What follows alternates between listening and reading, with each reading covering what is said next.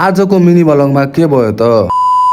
Hello guys, welcome to my mini vlog. आज चाहिँ हामी जाँदैछौँ खेततिर। असारको महिना लाग्यो, खेत पनि रोप्नै पर्यो। अहिले चाहिँ हामी पुगिसक्यौँ बजेको घरमा पुगिसकेपछि मैले गाडी राखिसकेपछि म लागेँ खेततिर। खेतमा चाहिँ बजे र दिदीले बिउ खेल्दै हुनुहुन्थ्यो, अनि मैले पनि बिउ खेलेँ। त्यसपछि लागेँ म खेतमा पानी लगाउनको लागि पाइप लिन। पाइप ल्याइसकेपछि हाम्रो खेतमा चाहिँ तारहरू थियो, त्यो तारहरू लाग्यौँ हटाउनतिर। तारहरू हटाइसकेपछि पाइप जोडेर पाइप बिसाएर लाग्यौँ पानी निकाल्नतिर। पानी निकालिसकेपछि म खेतमा आएर पानी पिन थालेँ। हेर्नुहोस् त गाइस, बच्चाहरूको रमाइलो चाहिँ बब्बालै भइरहेको थियो। रमाइलो हेर्दा हेर्दै म लागेँ आफ्नो खेत खन्न।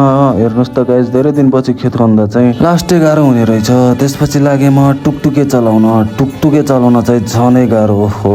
अब चाहिँ हामी सबैजना मिलेर लाग्यौँ खेत रोप्न चाहिँ मजा आउने रहेछ। खेत रोपिसकेपछि हाम्रो चलनमा चाहिँ यस्तो छ, भाउजूसँग चाहिँ लास्टै रमाइलो गरिन्छ। हेर्नुहोस् त गाइस, भाउजूहरूको हालत चाहिँ बेहाल बनाइदियो। मैले चाहिँ भाउजूलाई लखटेर कहाँ पुगाइदिएँ। आजको लागि भिडियो यति नै। खेत पनि रोपिसक्यो। बाई बाई साथीहरू।